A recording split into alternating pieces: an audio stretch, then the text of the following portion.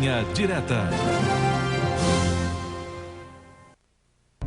Tarde aparentemente calma de domingo. Mauá, Grande São Paulo. 3 tiros mudam o destino de 2 crianças. O homem armado acaba de cometer um crime. Matar o próprio irmão.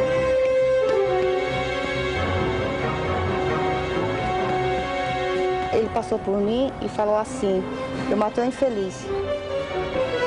As crianças olham o tio sem saber que ele assassinou o pai delas há poucos instantes. Ele saiu do portão. Aí ele apareceu com a roupa cheia de sangue. Aí eu peguei e saí correndo. A mãe dos 2 homens sofre por ter visto um filho matar o outro. Eu tenho muito sentimento de saber que meu filho morreu. E eu perdi 2, porque morreu e o outro porque eu não quero ver ele mais.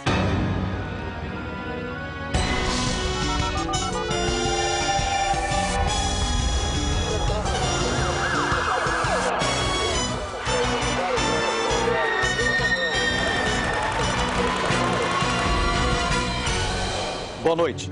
Este é José Alonso dos Santos, desempregado, arruaceiro, filho mais velho da família e conhecido como Zé Louco. Ele é acusado de assassinar Sebastião Ribeiro dos Santos, o irmão 7 anos mais novo, com 3 tiros a queima-roupa. Os 2 foram criados da mesma maneira numa família com 7 filhos, mas desde pequenos sempre foram bem diferentes. O Sebastião, ele era um filho e ele desde a idade dos 12 anos ele começou a trabalhar. Ele estudava, ele era um menino muito comportado na escola. Agora o José, desde a escola, ele começou a me dar trabalho. Era a ovelha negra da família.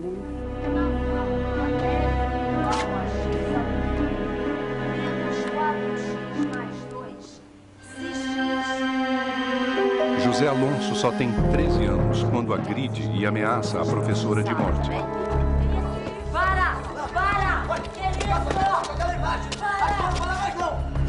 Em 1971, quando José fez 15 anos, a família se mudou de Jales, interior do estado, para o município de Mauá, na Grande São Paulo.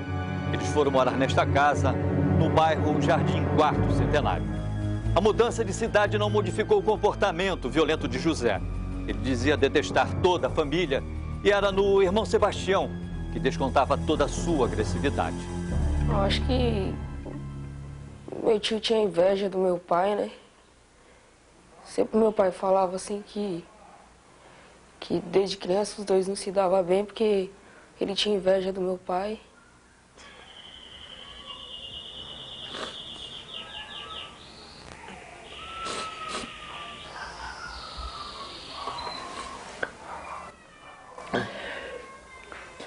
Sempre ruim para vizinho, ruim para os colegas, encrencado com todo mundo. Quando completou 18 anos, José começou a beber. Os conflitos com a família ficaram então cada vez mais frequentes. Toda a vida ele me deu trabalho, toda a vida. Depois ele não parava no emprego, né? Daí ele trabalhava 8 meses, era o máximo. O serviço dele era assim, era temporário. Ele pegava um serviço no interior ou em cidades fora, né? Enquanto ele estava fora, a gente tinha sossego. Quando ele voltava, com aquele pouco de dinheiro que ele tinha, já fazia aquele inferno. Enquanto não terminava o dinheiro, ele estava sempre bebendo. O dinheiro dele nunca foi para ajudar em casa, só foi pagar a dívida em bar. 1974. O programa preferido de José é beber no bar com os amigos. Tudo que parecesse que fosse de beber, não fosse veneno, ele bebia de tudo.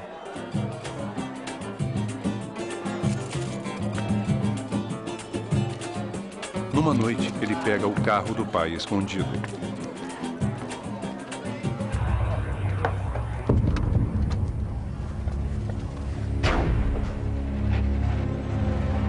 Bêbado, José correu pelas ruas da cidade e destruiu o carro do pai num acidente. O conserto do carro foi quase o mesmo preço do que ele tinha pagado no carro. Meu marido mandou consertar. Além de bêbado, ele usava droga. Chegava doidão, drogado. Sempre, sempre.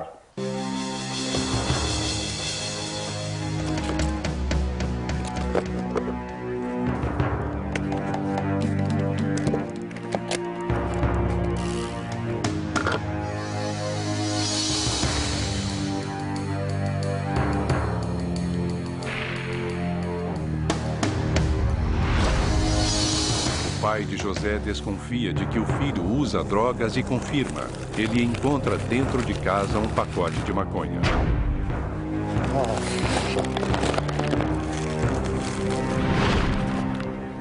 Era de maconha e outras que eu não conheço, acho que tudo. José descobre que a droga foi jogada fora e, descontrolado, agride o pai. Isso não vai acontecer de novo, senão vai ver! Pelo efeito da própria droga combinada com o álcool, ele saía por todo o bairro lá e, como eles falam, né, valentão. Quando ele usava droga, ele chegava aqui, mas chegava chutando tudo. Jogava caixa de ferramenta, metia o pé em tudo que tinha na frente, ficava doidinho, louquinho dentro da oficina. Várias vezes ele fez isso. Né? A vida de José Alonso tinha uma única rotina: beber e se drogar. O irmão Sebastião, ao contrário, era evangélico, trabalhava desde os 16 anos na mesma fábrica. Sebastião casou e teve 2 filhos. Quando se separou, depois de 15 anos de casamento, foi morar com os filhos nos fundos da casa dos pais. Os 2 irmãos passaram a conviver mais uma vez. José Alonso nunca se conformou com o sucesso de Sebastião. A rotina de Sebastião é bem diferente. Com cargo de chefia numa indústria, ele ganha o suficiente para ajudar os pais. Sebastião tinha mais de 20 anos de firma, né? Ele veio de um casamento que não deu certo, mas ele estava refazendo a vida dele. Junho de 2000. No meio da madrugada, José chega com um carro que tinha acabado de comprar e acelera, acordando todo mundo. Toma cuidado, por favor.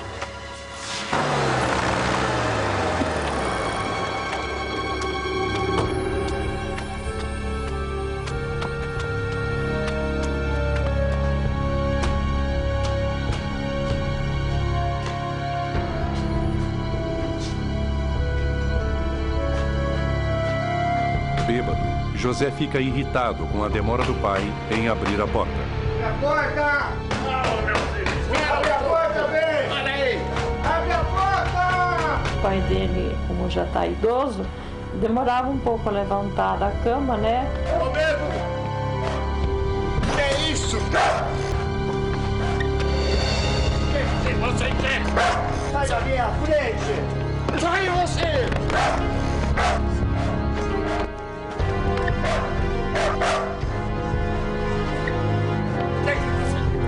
Peguei uma tábua de bater carne comigo, dei na cabeça dele, que ele caiu lá. Eu dei mais umas 2, 3 pancadas na cabeça dele, aí ele não veio mais em cima de mim. Cansado de ser agredido, o pai de José foi à delegacia e registrou queixa contra o filho. José nunca atendeu às intimações da polícia. Em casa, a rivalidade entre os irmãos estava cada vez pior. Tem gente com buraco no estômago aí. No almoço de domingo, a tensão entre os irmãos fica clara.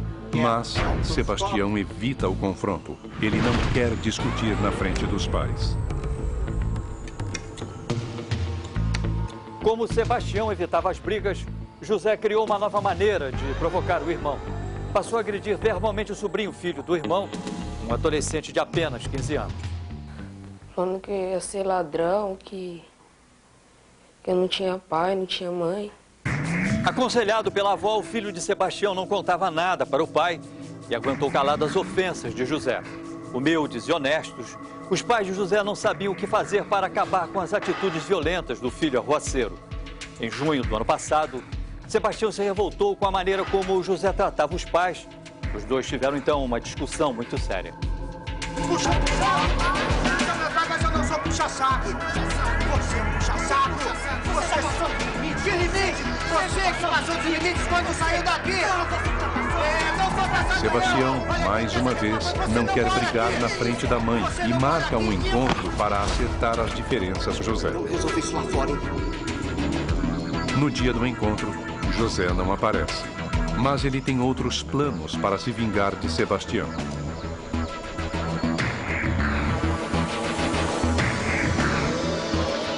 Três dias antes do crime, José troca o carro por um revólver.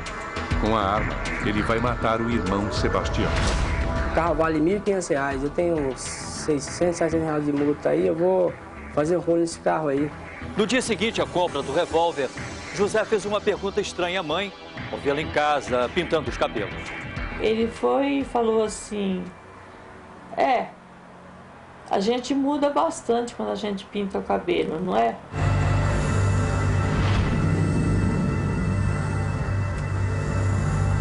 No mesmo dia, José muda de aparência.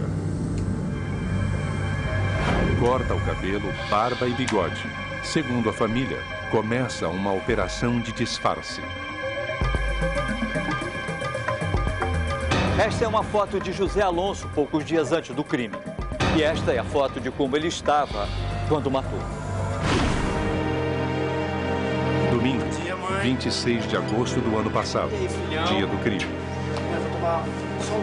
Meu filho, por que você não senta e não toma café Sebastião direito? sai cedo para jogar futebol com os amigos e diz que volta mais tarde para buscar os filhos. Meio-dia. José sai de casa e vai para o bar, como costuma fazer todos os dias.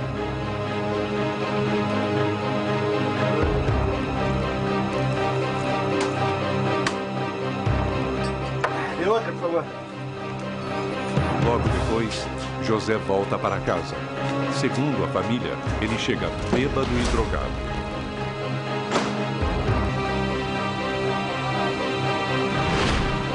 Sebastião joga pelo time da empresa.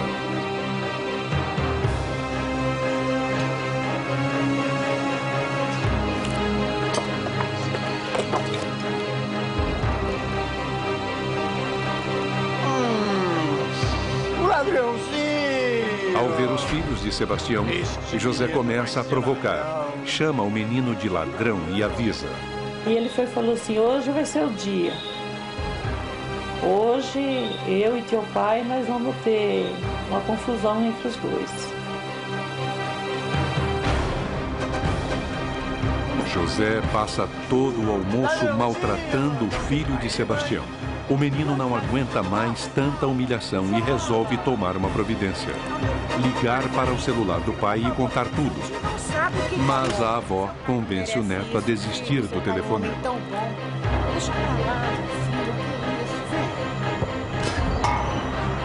Sem saber o que acontece em casa, Sebastião comemora a vitória do time. Não aguento mais o que eu te falando do meu pai. Cansado de ser maltratado, o menino contraria a avó e telefona para o celular do pai. Ele falou, vó, eu já estou cansada de escutar meu tio ficar falando do meu pai e eu vou contar com meu pai. Não, obrigado. Falou, um abraço, tchau. 1h da tarde. O filho de Sebastião pede para o pai voltar logo para casa. Já tô indo pra aí. Eu acho que ele já tinha combinado tudo, já que ele falava que era pra me chamar meu pai, que ele ia ver que meu pai ia ganhar. É bom que ele chegue lá, que a gente tem muito que conversar hoje. De hoje não passa. 2h da tarde. Sebastião chega para almoçar e depois levar os filhos para um passeio. Ele não percebe o clima de tensão na casa. E o menino ficou quieto, não falou nada. Mas quando chegou lá embaixo, o menino contou tudo pro pai dele. Pai, tem uma coisa pra te contar. Fala, filho. O menino conta para Sebastião que é humilhado pelo tio. Decidido a colocar um fim naquilo, ele deixa as crianças no carro e volta para a casa da mãe. Vai voltar já, hein?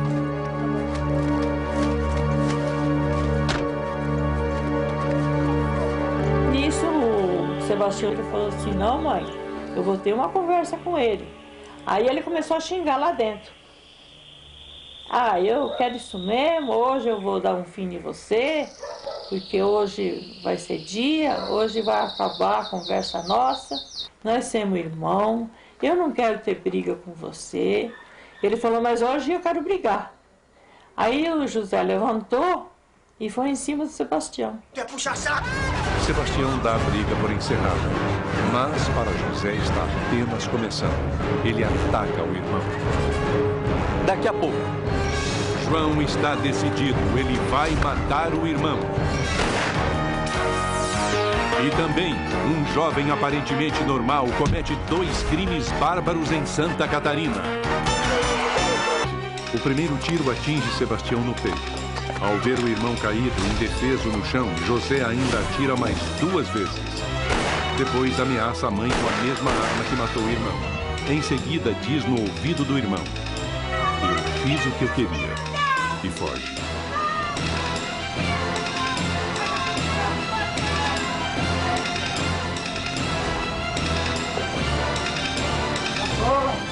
Acabou, matei o infeliz! Ele pegou e veio e falou, sai da frente, velha, sai, senão eu te atiro. Você vê ao ponto que ele chegou para matar um irmão e ameaçar a própria mãe. Sebastião tinha 38 anos quando morreu nos braços da mãe. Desde o dia do crime, José Alonso está foragido. A mãe dele tem medo que o filho volte para matá-lo. Eu tenho medo dele, tenho remorso. Eu tenho medo dele ser preso e ele escapar da prisão, ou se não o juiz liberar, e ele vir me matar. Eu tenho medo dele. Claro, se fosse hoje seria meu prazer. Amanhã, o mais breve possível, ter uma notícia que ele tivesse preso. O filho de Sebastião sofre até hoje com a perda do pai. Pra ele ser irmão assim, né? Tirar a vida do próprio irmão, acho que não tem coração, não. Na verdade, eu perdi 2 irmãos, né? Um tá debaixo da terra e o outro, só Deus sabe onde tá. Ele tem que pagar o que ele fez. Como que pode um irmão matar o outro? Não pode, não dá para aceitar. E o senhor, como pai, assim, qual o sentimento que o senhor tem de ver um filho matar um outro?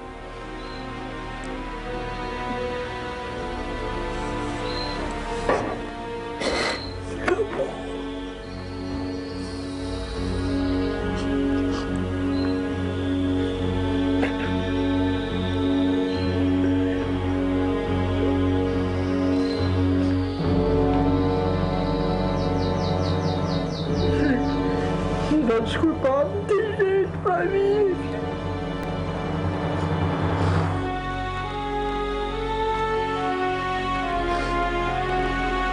Se você tem alguma informação que possa levar à prisão de José Alonso dos Santos, 45 anos, ligue para a linha direta, Rio de Janeiro 2547-9040.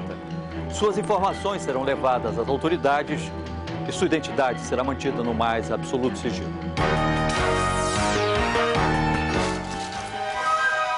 Tarde de 25 de outubro de 1996. Um homem sai do meio do matagal. Ele deixa para trás 2 mortos, mãe e filho. Segundo depoimentos, ele inicialmente matou o menino Claudinei, posteriormente estuprou a Maria Beatriz, vindo a matá-la em seguida. O acusado do assassinato é este homem, Genivaldo Siqueira Leal. Ele não tinha antecedentes criminais, não se envolvia em brigas e não era violento. Genivaldo era conhecido como um rapaz calmo e simpático.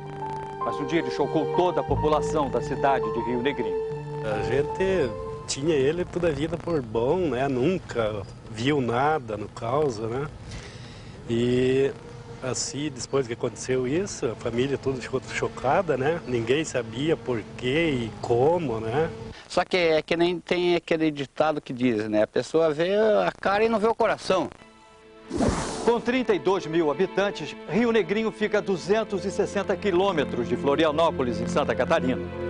Genivaldo morava nesta casa junto com os pais e os irmãos.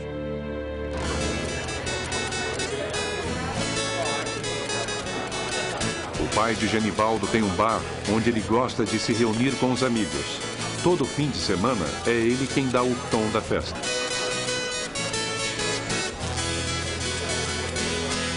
Eles jogavam sinuca e coisa, tomava, veio aqui na minha casa, jantou com nós. Numa boa, não... Olha, respeitava a minha família, que é uma barbaridade, como fosse irmão da minha filha, né? Genivaldo dizia para os amigos e a família que tinha conseguido emprego numa cidade próxima. Mas até hoje ninguém sabe dizer o que ele fazia quando saía da cidade de Rio Negrinho. Durante a semana, a vida de Genivaldo era um grande mistério. E ele disse que trabalhava lá na cidade, não sei o que ele fazia também, né? Na época, sim, que ele cometeu esse crime, eu acho que ele não trabalhava, ele estava meio parado. Em outubro de 1996, o comportamento de Genivaldo mudou. O rapaz de 19 anos, que nunca tinha se envolvido com a polícia, cometeu uma série de crimes numa única semana. Tudo começou quando Genivaldo se aproximou da casa do dono de uma das serrarias da região. Manhã de outubro de 1996. A dona de casa, Margit, vê um desconhecido se aproximar do portão.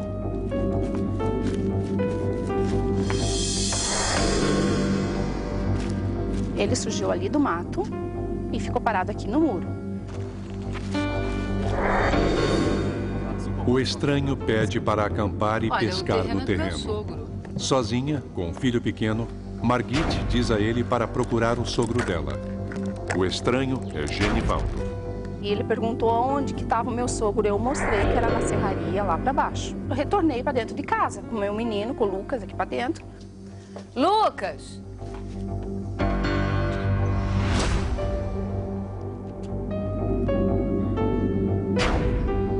Abri a porta da sala, ele estava novamente aqui no muro. Ele disse que ele estava encalhado.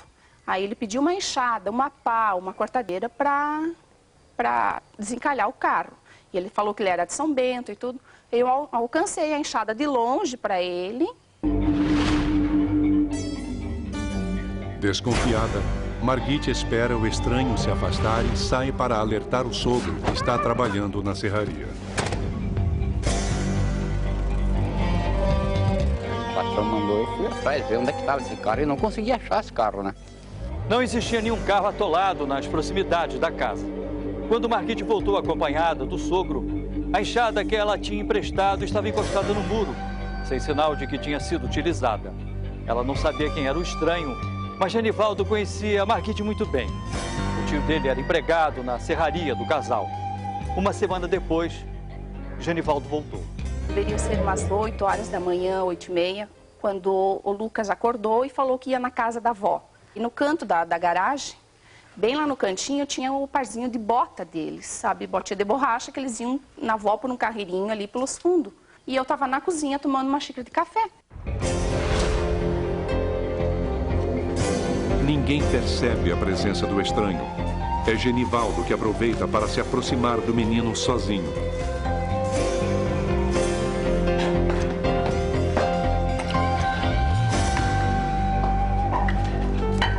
Com um golpe, Genivaldo tenta calar o menino. Assustado, ele reage. Genivaldo não consegue controlar o menino e foge antes de Margit chegar. Mas ele deixa pistas. Que eu corri aqui para ver ele estava com as mãozinhas encostadas assim na parede, chorando, rolava as lágrimas dele. Ele dizia, mãe, o titio estava aqui, ponhou a mão na minha boca. A hora que ele falou isso, eu me virei para a soleira do churrasqueiro. Tinha um par de chinelo enorme, ele estava todo rasgado, ele costurado. A primeira coisa que me passou pela cabeça foi aquele mesmo rapaz, sabe? Margit pegou o filho, foi até a serraria e contou tudo para o sogro. Os empregados fizeram uma busca pela região, mas não encontraram ninguém. Na delegacia, Margit denunciou a tentativa de sequestro, mas não conseguiu identificar o responsável.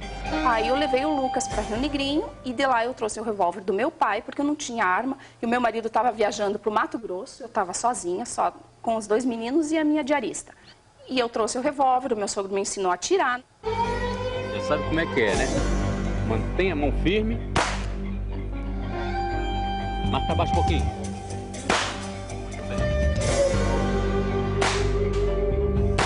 Ninguém encontra Genivaldo. Mas ele continua por perto, vigiando os passos de Margit e com novos planos. Ele disse que ele viu o pessoal procurar ele a manhã toda e ele ficou em cima de uma árvore.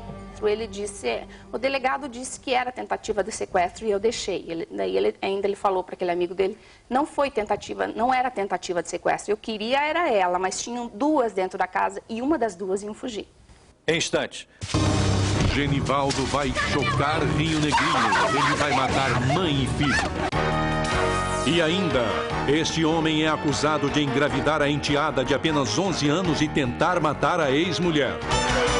Da tentativa de sequestro, Genivaldo foi até a mercearia da cidade. Ele era conhecido de todos no local, mas isso não o impediu de voltar a atacar. As simulações que você vai ver a seguir são baseadas nas investigações da polícia e nos depoimentos das vítimas.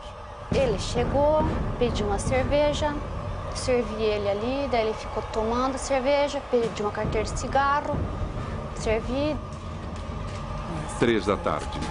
Como costuma fazer, Genivaldo vai até a mercearia beber uma cerveja e comprar comida.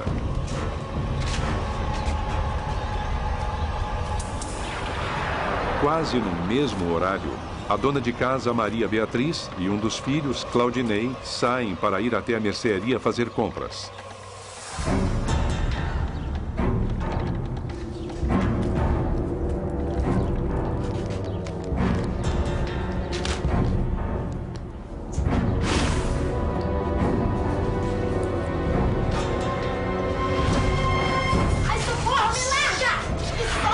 Quando voltei de lá, coloquei o pacotinho de feijão aqui em cima do balcão.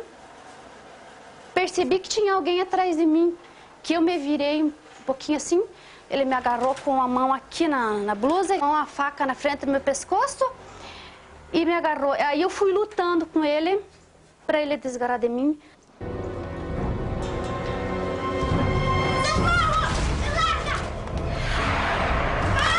Genivaldo se assusta com a reação da mulher. Com medo de ser apanhado, ele foge. A senhora acha que ele queria dinheiro ou que ele queria estuprá-la? Eu acho que era dinheiro. Mas ele não chegou a pedir o dinheiro? Não. Genivaldo fugiu pelo mesmo caminho que a dona de casa, Maria Beatriz, de 28 anos, seguiu com o filho Claudinei para ir até a mercearia. Depois de correr 3 quilômetros, Genivaldo ficou frente a frente com as outras vítimas. Ainda descontrolado, Genivaldo dá um soco tão forte em Maria Beatriz que ela cai. O menino, de apenas 11 anos, não tem como reagir. Minha mãe! Saia!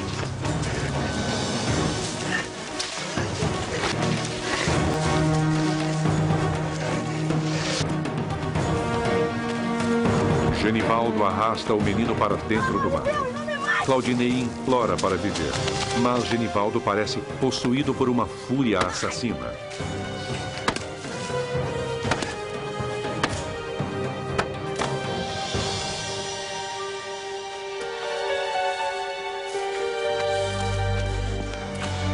Mais ou menos nessa região, onde tem esses pinos ali, aqui para baixo, aqui a gente encontrou o corpo do menino. Genivaldo volta para pegar Maria Beatriz e mente. Diz que o filho dela está bem. Ele ameaça matar o menino se ela reagir. Tira a roupa. Tira. Para proteger o filho, Maria Beatriz se submete ao estupro. Larga, por favor, larga.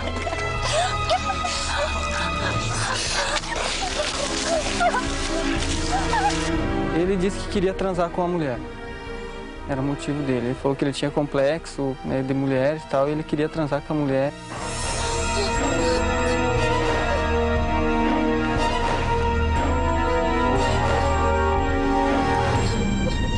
Depois do estupro, Maria Beatriz é assassinada a pauladas e estrangulada com a própria calça que vestia.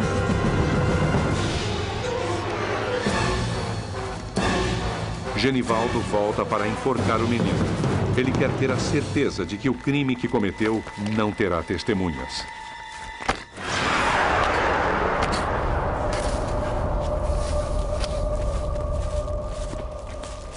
Diz que matou Caruso, dele mesmo. Coitado do piá, com 12 anos.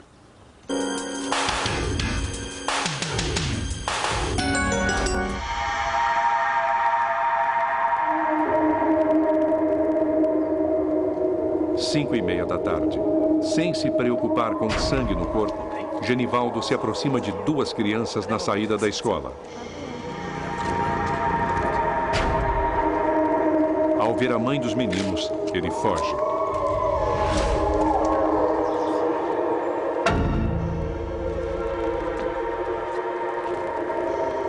Eu perguntei para eles, assim, que quando eles saíram da escola não tinha ninguém, eles surgiu do nada, sabe? Quando eles viram, ele estava já atrás deles, né? Depois ele só veio conversando, perguntando o nome deles. Daí, quando ele me viu, ele cruzou a rua. Como já estava anoitecendo e Maria Beatriz não voltava, o marido dela ficou preocupado e foi até a mercearia à procura da mulher e do filho. Foi quando descobriu que Maria Beatriz não tinha chegado ao destino. Daí foi que ela me falou, né, que o Genivaldo chegou ali, pediu aquelas coisas que ela falou, né, e atacou ela. Daí desconfiamos, daí ela disse que já tinha avisado a polícia, né.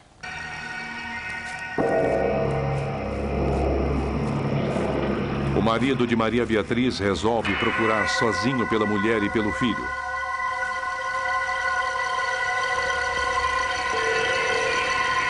Às 4h30 da madrugada, ele encontra a pista do crime, as bicicletas abandonadas.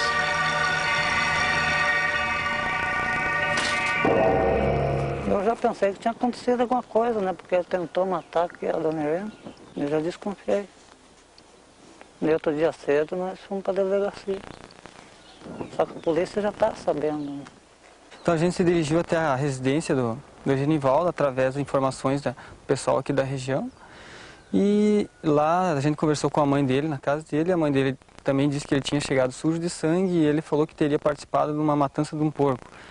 E a gente pegou e conduziu ele à delegacia. No próximo bloco. A polícia encontra os corpos, mas Genivaldo consegue escapar. 12 tiros na ex-mulher e engravidar a enteada. Eu gostava muito da menina. Reagiu quando a polícia chegou na casa dele na manhã seguinte. Na delegacia ele confessou os crimes e com tranquilidade ainda colaborou nas investigações. Genivaldo disse não saber porque tinha cometido os assassinatos. Uma pessoa fria. Ele chegou e contou pra gente que teria matado a mulher friamente, não, sem remorso nenhum. E ele mesmo indicou o local dos corpos. 1 ano e 3 meses depois de ser preso, Genivaldo fugiu da prisão. Ele cerrou a grade do pátio interno da cadeia de Rio Negrinho, pulou um muro e escapou. Ele tinha que mostrar uma aparência de um bom comportamento. Ele tinha que enganar os amigos e a própria família. Cometer essa atrocidade, né? Isso deu um alívio que ele tinha para esconder, ele escondeu anteriormente. Chocada e com vergonha do crime cometido por Genivaldo, a família dele se mudou da cidade de Rio Negrinho. O que todo mundo fala é que ele era muito bom, muito querido, mas eu acho que ele premeditou muito bem, porque ele veio uma semana, ele não conseguiu, esperou mais uma semana, ele veio novamente, ele não conseguiu, ele foi à luta, ele foi procurar. Além da lembrança, esta foi a única fotografia que restou do menino Claudinei. Ele era ainda um bebê. Ficava meio revoltado, mas a gente não pode fazer nada, sabe? A gente sente falta, mas não pode fazer nada. Pensava que ela podia estar aí junto comigo, nós dois. Faz falta? Faz. Com isso, você ficou revoltado com isso? Ok. Se você tem alguma informação que possa levar à prisão de Genivaldo Siqueira Leal, de 24 anos, ligue para a linha direta. Rio de Janeiro, 2547-9040. Suas informações serão levadas às autoridades e sua identidade será mantida no mais absoluto sigilo. Este é José Alexandre da Silva. Ele estava foragido há 6 anos e agora, graças à sua denúncia, está na cadeia. José Alexandre é acusado de engravidar a enteada de apenas 11 anos e de descarregar o revólver contra a mãe dela. José Alexandre foi preso na cidade de Tracunhaém, a 50 quilômetros do Recife, onde vivia escondido num sítio de cana-de-açúcar. Os crimes cometidos por ele foram mostrados aqui em linha direta há 3 meses. Separado e com 3 filhos, Luzinete conheceu José Alexandre num parque de diversões no interior de Pernambuco. Os dois se apaixonaram e em pouco tempo se mudaram para São Paulo. Na mesma época, segundo a acusação, José Alexandre passou a assediar a filha mais nova de Luzinete, uma menina de apenas 7 anos. Com 11 anos, a menina engravidou do padrasto e Luzinete descobriu tudo. A polícia tirou José Alexandre de casa, mas ele não se intimidou e começou a perseguir a ex-mulher. Quando Luzinete arranjou um novo namorado, José Alexandre decidiu se vingar. Em março de 1994, um ano depois da separação, José Alexandre e um comparsa invadiram a casa de Luzinete e dispararam 12 tiros contra ela e o namorado. Os dois sobreviveram. Alexandre fugiu e desapareceu. Em entrevista ao Linha Direta, José Alexandre disse que atirou em Luzinete por ciúmes e ainda acusou a ex-mulher de traição. A minha mulher arrumou um amante, ninguém aguenta. Para confirmar o que diz, José Alexandre afirma que ainda vivia com Luzinete quando atirou nela. Ele só não parece se lembrar de que foi expulso de casa pela polícia quando a gravidez da enteada foi descoberta. A sua esposa já estava separada do senhor quando estava com outro namorado? Não, senhora, de jeito nenhum. Estava não. Estava comigo. José Alexandre foi condenado a 6 anos de prisão por atentado violento ao pudor, mas nega as acusações de abuso sexual. Ele garante que tratava os enteados como se fossem seus filhos. O senhor não abusava sexualmente das suas enteadas? De jeito nenhum. Elas são de menores. Isso é crime. Eu sei muito bem. Uma delas chegou a engravidar, não foi do senhor? Não, senhora, de jeito nenhum. Tenho minha consciência limpa, de jeito nenhum foi engravidado de mim, não. Foi sua mulher que criou toda a história, o senhor diz? É minha mulher que criou toda a história, porque eu gostava muito da menina. Logo depois, ao ser perguntado sobre o dia do crime, José Alexandre parece se esquecer das crianças que ele diz ter tratado como filhos. O senhor pensou nos seus filhos quando tentou matá-la e o namorado dela? Não, eu não pensei, não. Eu não tenho filho com ela. Não criava os meninos como se fossem seus filhos? Minha irmã, a raiva não deu para ver, não. Apesar de confessar as tentativas de assassinato, José Alexandre se considera injustiçado. Estou aqui, estou sossegado. Não devo nada. Como é que está a sua consciência? Ah, está limpa. Por que o senhor está chorando? Estou muito emocionado. Por que tem um negócio desse aqui?